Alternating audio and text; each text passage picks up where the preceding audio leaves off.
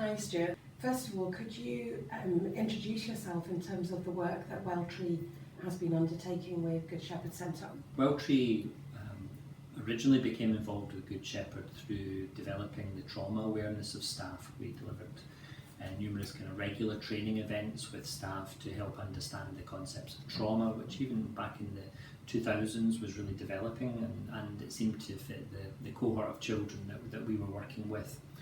But it wasn't really until we started doing the online assessment, and we started in 2011, where we were able then to gather the evidence and the research to back up that hypothesis. There was still, it's hard to believe now, but thinking back to it, there were people who would have objected to the concept, either that children we were working with were traumatised, had attachment traumatised issues, or if they did agree, it wasn't considered relevant. Now you'd be hard pressed to obviously find an alternative, to that view from it. As everybody has moved towards understanding, it's not just the fact of the trauma, the adverse childhood experiences, it's how it's left them functioning, and primarily it's the effects on their well-being. So the well-being as a concept, when it came in relation to the national contract of saying you needed to run a very good organisation, do everything by the regulations, but over and above that you had to show that by doing your job you promoted the child's well-being. That was a very tough challenge at the time, I remember, for Good Shepherd, because we wanted to do something that was not just a paper exercise. We wanted to make something that genuinely impacted on the child's life. We had a confidence that what we were doing then was having a good outcome, but we didn't have the data to prove that. So the online assessment was part of a raft of measures that were introduced under the concept of an outcomes framework to try to capture that data, and we put the child's subjective view of their well-being at the heart of that process. And that was to help determine decisions in relation to the interventions the child should have, the timing of the interventions, but it was also crucial to provide the aggregate data that allowed us at that first symposium with David Burton to show the demographics. The complexity of the children we work with demands not a complex answer and complex solutions to it, but it required us to be simple and focused. That was the key for us in Good Shepherd, and the focus in those early years was on well-being. It challenged some people's views again, thinking back to those early years of secure care.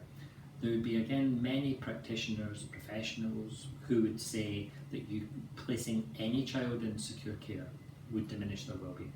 The production of data primarily based on the views of the child, I think, has helped to change that perception that we can improve a child's well-being in a very short space of time. The change data showed that, and that could last through the placement. And you've got to think back to some of the early 2000s, that would be more controversial than it is now with adverse childhood experiences. Yes, yeah. So that really benchmarked that we were in the right lines with our overall approach. We could have devised an outcomes framework that could have used quite objective measures. Did the child get a medical? Did they pass exams? Have they got grades? All those kind of processes. But we were always wanting to ask the child's view of their well-being and put that actually at the heart of what we did in terms of that change data, because that allowed a level of sophistication in relation to plotting the degree to which the child felt respected, the degree to which the child felt they could take more responsibility, the degree to which they could hope. It allowed a much more refined process. So was it actually linked to that sense of agency and voice? Because young people, obviously in a secure care environment where your liberty and a lot of your freedoms and day-to-day choices are restricted because of the nature of the environment, was there something about maximising agency within that? Absolutely. What helped actually there was we used, the hope is a very diverse concept, as you're aware, but we found that Rick Snyder's definition of hope was a useful one to use as a starting point. And he emphasised a number of factors, but the primary one that seems to have been the one that he emphasised was agency. And this concept of agency, Martin Seligman, with the positive psychology movement, also has identified that fairly recently with, again, the same concepts, but crucially he's linked it to hope. So he talks about the hope circuit being activated. So the hope circuit is activated through the exercise of meaningful choice, which develops a sense of agency. And I think That's where hope and human rights meet. So when Good Shepherd Centre integrated an additional H in terms of the Shinari domains, what was unique and still is maybe unique about the approach that we took here? We could have included hope as a component of mental health. We could have put it under healthy.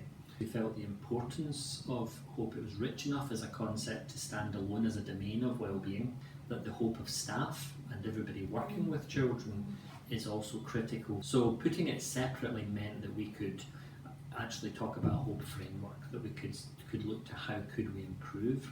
We could say categorically that a child being placed in Good Shepherd, their hope would increase on average within a very short space of time, comparatively 12 weeks. How did that work and who was involved in that? Well, what we felt we were picking up at that point was the environmental effect of Good Shepherd. So it could be everybody from a cleaner to a teacher to a care staff. There was something about placing a child in Good Shepherd promoted their hope. What we were interested in though from that point was how sustainable is that in the long term, and was there anything we could do to promote that hope quickly, more quickly than we were achieving. There's so many echoes here for me coming in, as you know, to Good Shepherd Centre, having been involved in a national role and hearing from young people and adults reflecting back on their experiences. And hope as a concept is becoming more familiar to people, I think.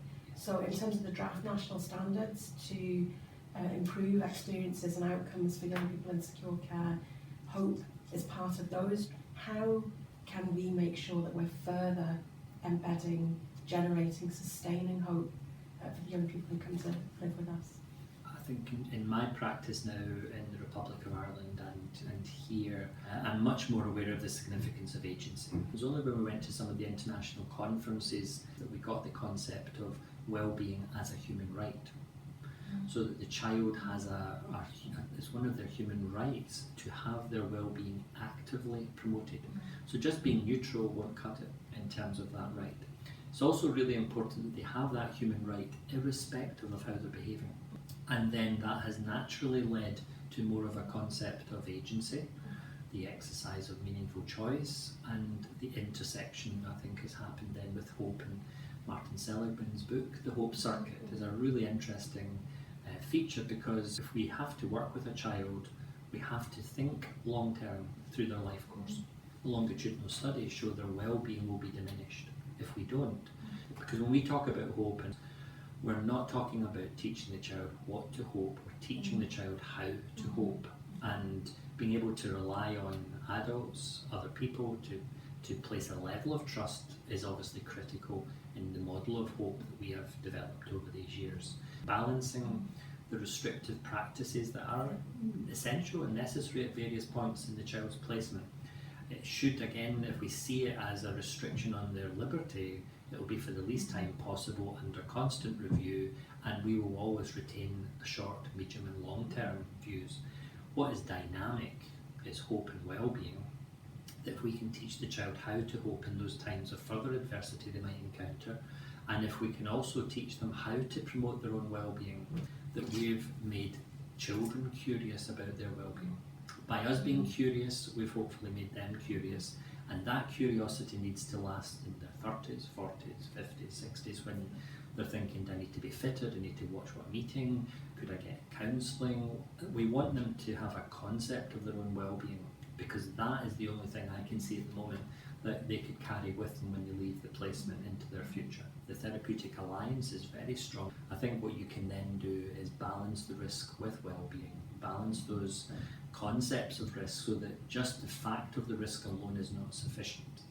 And there will be a big deep breath moment, as there has been in Ireland, for people to change that process.